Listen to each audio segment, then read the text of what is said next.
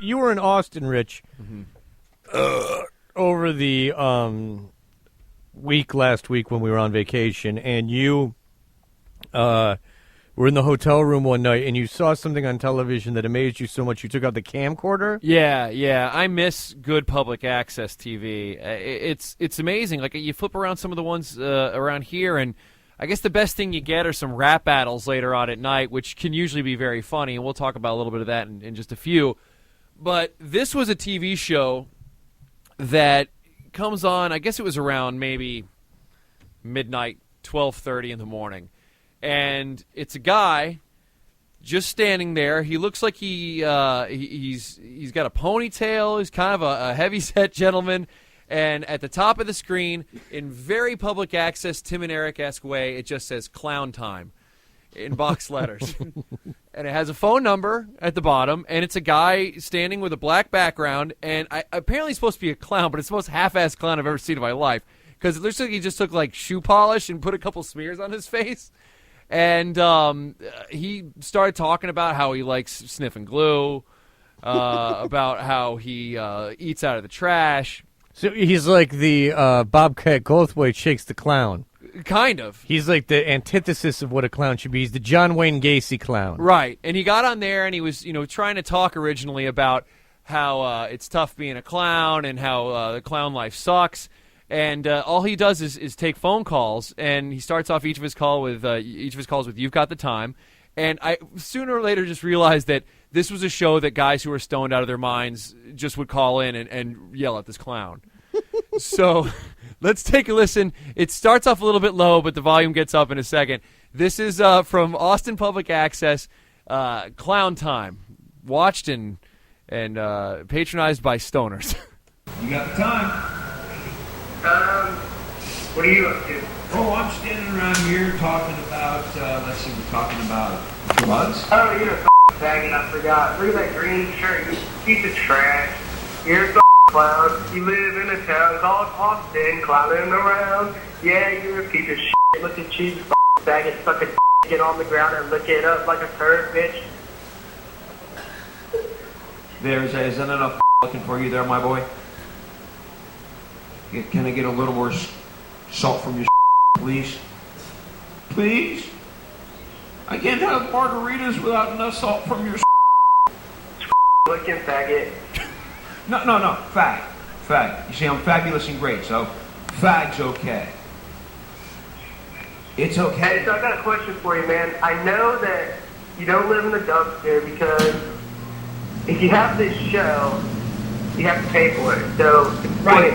It's called aluminum cans, or it's called working 3 days at the day labor thing. And your response is? Excellent. You got the time. Your response is? Hello? Hi, how you doing? Excellent. I'm doing great. Turn down your TV just a little bit. Your response is? Okay. It sucks and it's annoying. Excellent. I know.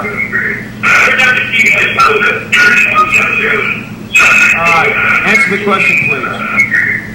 Hello? Yes, answer the question, please. Hello? Yes, answer the question, please. What question did you ask?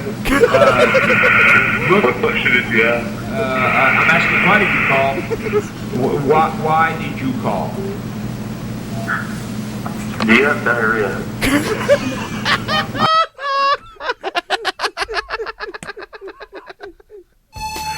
It's all these, like, stoners just calling and yelling Do you at have diarrhea? you. Went through all that just to say that. Oh, I don't know why I find that so funny. And, like, if you watched it, like, every fifth call would be the same guy. It's just like the loneliest thing in the world. And he's got to fill up, like, an hour. Right, and then he's just taking calls. And you know... You could tell he, like, got on there, like, he thought he was going to be funny, like an anti-culture guy, like, hey, look at me. And it just ended up being these people calling in and assaulting him. Yeah, and then you realize, and after a while, and then you're like, oh, it doesn't hurt me. And after a while, you realize that you have diarrhea. It's about as good as it's going to get. Because think about the circle of life that's happening at that point. Is that you have the fake clown on TV who's paid money to be there at midnight for the privilege of having people yell at him. And you have people sitting at home not getting laid and just calling them and saying, you have diarrhea.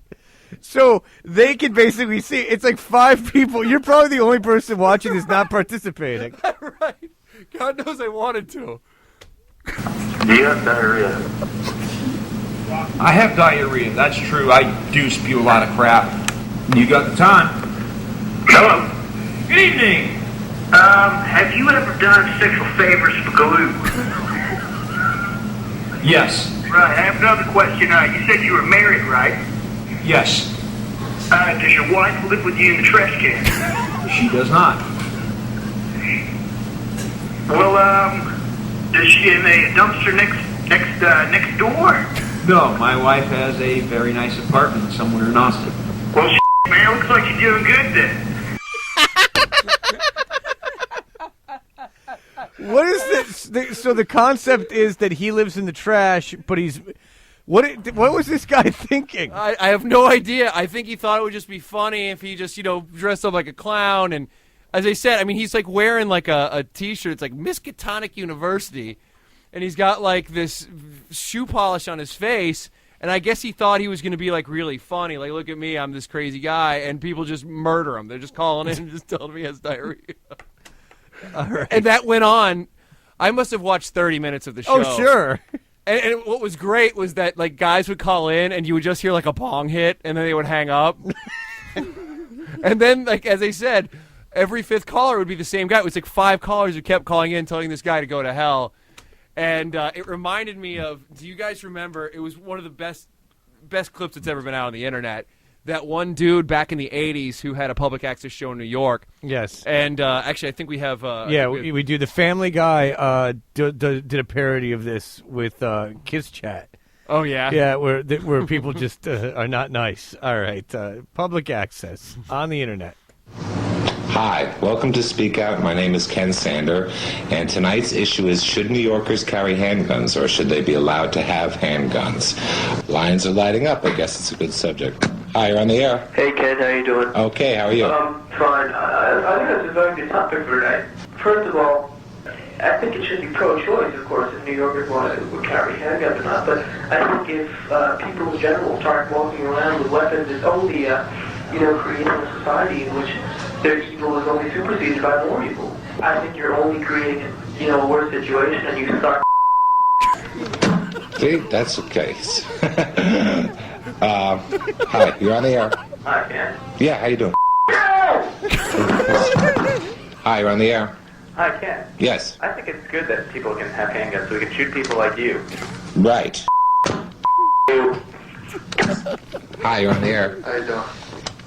How are you? All right. What do you think? Should we carry handguns or what? Definitely. Yeah. Okay. Shoot people like you. All right, sounds good.